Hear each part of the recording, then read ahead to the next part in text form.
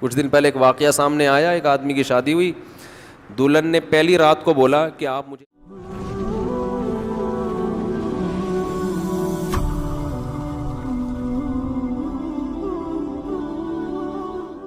وَلَا يَحِلُّ لَهُنَّ أَن يَكْتُمْنَ مَا خَلَقَ اللَّهُ فِي أَرْحَامِهِنَّ، اللہ نے عورت کو حکم دیا، مسلمان عورت کو، کہ اگر تمہیں طلاق ہو جائے تو تمہارے پیٹ میں اگر حمل ہے، اس حمل کو، اس پریگننسی کو تمہیں چھپانے کی اجازت بولیں نہیں ہے، اگر تم اللہ اور آخرت پر ایمان رکھتی ہو۔ یہ بھی ہوتا ہے آج کل، کیونکہ اس معاملے میں مرد عورت کی زبان پر اعتماد کرتا ہے۔ اگر ایک مرد نے کسی عورت کو طلاق دی، عورت کو اگر حمل ہے وہ چھپا لے گی اور وہ بتائے گی مجھے مینسز آنا شروع ہو گئے، مرد یقین کر لے گا، بھائی 3 مینسز گزر گئے، عدت ختم۔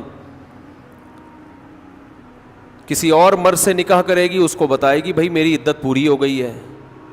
اس بات کا امکان ہے کہ وہ بچہ کسی اور مرد کے کھاتے میں ڈال دے۔ مرد تو نہیں دیکھ رہا کہ واقعی عدت ختم ہوئی ہے، یہ عورت جانتی ہے اور اللہ جانتا ہے۔ تو اس معاملے میں اللہ نے حکم دیا عورت کو کہ وہ خیانت بولے نہیں کرے۔ مردوں کو اللہ نے حکم دیا کہ جب بھی کسی عورت کو تم طلاق دو گے تو اس کا مال چھیننے کی تمہیں اجازت نہیں ہے۔ لا يحل لكم ان تأخذوا مما آتيتموهن شيئا، جو کچھ اس کو دیا ہے نا شادی سے پہلے، ایک دھیلا بھی واپس لینے کی اجازت بولو نہیں ہے۔ آج جہیز بھی جو وہ اپنے گھر سے لائی ہے نا وہ بھی ہتھیا لیتے ہیں، اپنے دیے ہوئے گفٹ تو واپس لیتے ہی ہیں، جو وہ اپنے گھر سے لائی ہے وہ بھی ہتھیا لیتے ہیں۔ یہ سارے قرآن کے احکام ہیں جس کی آج دھجیاں اڑائی جا رہی ہیں، کیونکہ ان احکام کا لوگوں کو علم ہی نہیں ہے۔ لوگ محرم میں کربلا، ربیع الاول میں جو مخصوص بیانات ہوتے ہیں وہ، یعنی سیزن وائز چل رہے ہوتے ہیں ہم لوگ۔ جو پریکٹیکل لائف ہے ہماری، عملی زندگی ہے، جس کے لیے پیغمبر صلی اللہ علیہ وسلم کو بھیجا گیا معاشرے کی اصلاح کے لیے، اللہ کے حقوق سکھانے کے لیے اور ایک دوسرے کے حقوق سکھانے کے لیے، اس پریکٹیکل لائف کی طرف ہماری توجہ نہیں ہے، ہم دوسری چیزوں میں زیادہ لگ گئے ہیں۔ بس وہ جوشیلی تقریریں، لوگوں کو رلانا دھلانا، یہ کام رہ گیا ہے بہت سو کا، سب کا نہیں۔ اہل حق ہر دور میں رہیں گے۔ تو اللہ نے حکم دیا کہ ڈیورس کے بعد آپ کو عورت سے کچھ لینے کی اجازت بولو نہیں ہے۔ ہاں، خلا کی صورت میں مہر واپس لے سکتے ہو۔ خلا یہ ہوتا ہے کہ مطالبہ عورت کی طرف سے ہو طلاق کا، آپ تو نہیں دینا چاہتے، اچھی بھلی زندگی گزر رہی ہے، اسی کو دماغ خراب ہو رہا ہے اس کا، نہیں مجھے نہیں رہنا، تو پھر اس صورت میں مرد اگر ڈیورس دے تو وہ یہ شرط لگا سکتا ہے کہ میرا خرچہ واپس کرو، خام خواہ میں کیوں کرایا خرچہ۔ کچھ دن پہلے ایک واقعہ سامنے آیا، ایک آدمی کی شادی ہوئی، دلہن نے پہلی رات کو بولا کہ آپ مجھے پسند نہیں ہو، میں تو کہیں اور شادی کرنا چاہتی تھی، ابا نے آپ کے متھے باندھ دیا۔ حالانکہ 6 مہینے سے تیاریاں چل رہی ہیں اب کیا گزرے گی اس آدمی کے اوپر؟ تو خیر اس نے تو اٹھا کے پٹخنا ٹھکائی لگانا شروع کر دی، کمبخت ایک میسج کر دیتی کہ میں راضی نہیں ہوں، میرا خرچہ کرا دیا، اب پہلی رات کو بول رہی ہے کہ نئی ٹھکائی لگانی چاہیے تھی، میں نہیں کہہ رہا، لیکن اس نے لگائی ٹھکائی، غلط کیا اس نے۔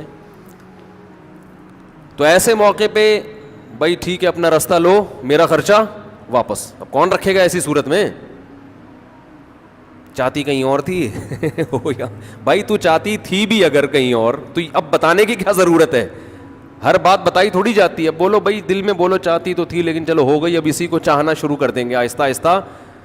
گدھا بھی اگر آپ پال لینا تھوڑے دنوں میں اس سے بھی محبت ہو جاتی ہے، تو پورا 2 ہاتھ 2 پاؤں کا انسان ہے، تھوڑے دنوں میں اچھا لگنے لگے گا، یہ سوچ کے صبر کر لو۔ پوری رپورٹیں پیش کر رہی ہیں اس کو پوری رپورٹ۔ تو ظلم وہاں سے ہو، مطالبہ وہاں سے ہو، تو پھر آپ واپسی کا، مہر کا واپس مطالبہ کر سکتے ہیں، بھائی جو مہر دیا واپس دو۔ یہ بھی اللہ نے ان آیتوں میں حکم بیان کیا.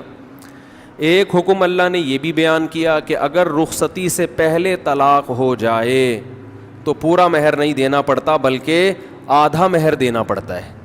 1,00,000 روپے مہر رکھا گیا تھا, آپ ابھی رخصتی ہوئی نہیں, آپ نے ڈیورس دے دی, تو پورا مہر نہیں ہے بلکہ آدھا مہر ہے. اس میں اللہ نے ترغیب دی ہے کہ مرد پورا دے دے تو اچھا ہے, اور عورت کو ترغیب دی ہے کہ آدھا بھی معاف کر دو تو اچھا ہے.